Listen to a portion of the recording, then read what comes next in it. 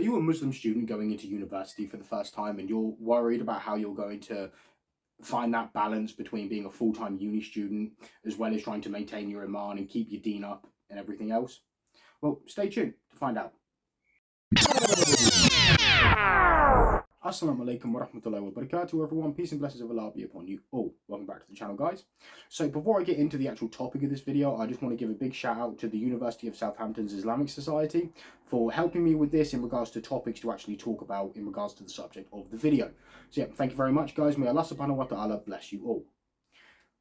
Okay, so if you're a Muslim student who's going to university for the first time, you may be quite worried about how you're going to handle being a full-time university student while at the same time being able to maintain your religious obligations and keeping your iman high and so on. Okay, so number one is the salah.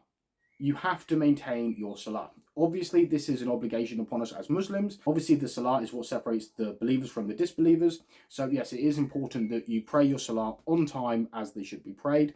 Now, this isn't only important as a religious obligation, but it's also important as a good way of helping you break up your day into more manageable chunks. So if you plan your day around your prayer times, this will be a good way in helping you make sure you stay on top of your assignments, will also helping you stay on top of your prayers as well. But it is important to remember that the prayers do come first. Your religious obligations come before anything else. Don't put your dunya before your deen. Number two, which is free mixing. Now, I understand for a lot of you, this could potentially be the first time you're away from home, the first time that you're away from your parents for any meaningful length of time, and potentially the first time you're going to be interacting with the opposite gender all that much. Now, obviously, you're potentially going to have to, due to a result of working on assignments or projects or so on and so forth for your coursework. However, it is important that you keep your conversations focused on the topic at hand. You know, if you're working with someone of the opposite gender on an assignment, make sure you keep your conversations about the assignment. Don't then start going, oh, so what are you doing after this? Or what are your plans for the weekends? No. Don't use that opportunity to then start trying to chat them up. And quite frankly, if you really do find someone that you get on with that well and, that you like how religious they are and, their manners are good and everything else, marry them. If you're a brother who's speaking to a sister, then ask for her father's number. And if she says no, then leave it at that and then just, keep it as being classmates and working on projects together. And yeah, but by following that, it should help you stay away from free mixing and then also from the biggest sins that come as a result of free mixing. Number three. So obviously with university life, there comes a lot of partying. We have Freshers Week and all these other events that are surrounded by these haram lifestyles. What I would recommend you do to help you stay away from this is to join with your local Islamic society. Chances are they'll have their own events on that are halal, that are more Islamically centered, to help you stay away from things such as drinking and other sins that come along with that partying type of lifestyle. And which is, again, another good way of helping you stay focused, stay on the deen, but also not stray you too far away from doing your religious work as well. Because I've heard many stories of university students who end up failing university because they spent more time partying than they did studying. So yeah, if everyone else is going out to the bars, go to the library, study, go to the prayer hall, as most university campuses will have a prayer hall for Muslim students.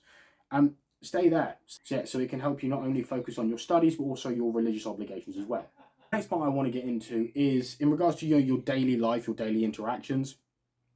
Obviously, if you see another Muslim, give them salams. That's both an obligation upon you and a right of theirs, that they have the right to receive salams, and they also have the obligation to return the salams as well. So yeah, if you see another Muslim, don't be afraid to give them salam alaikum, ask them how they're doing, and it might be a good way of you making new friends, making new contacts, and again, just making university an overall more enjoyable experience for you as well. And also in regards to that is, if you're worried about whether or not the food you're eating is halal or not, just ask.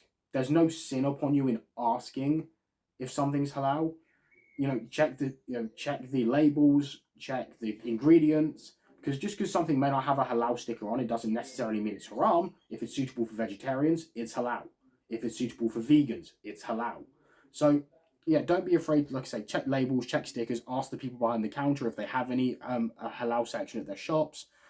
And yeah, that will help you, again, keeping up with an Islamic diet. And the last part about this video that I want to get into is fasting. Now, I understand that Ramadan isn't until next year.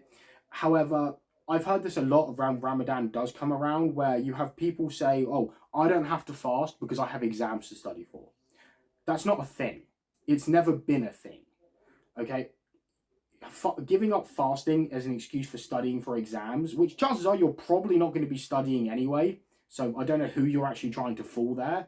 But that's not a valid reason and is a major sin, and potentially could take you outside the fold of Islam as well, depending on your intentions and your mannerisms behind it.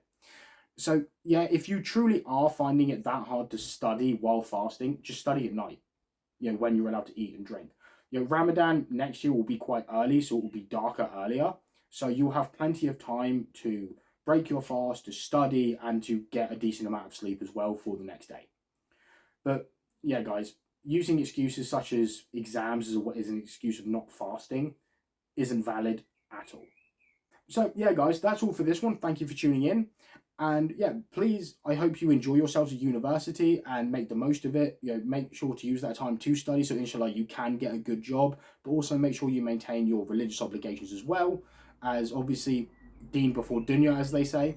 But yeah, guys, have a fun time at university. I really mean that. It will be probably one of the best times of your life. But yeah, thank you for tuning in, guys. And until next time, peace.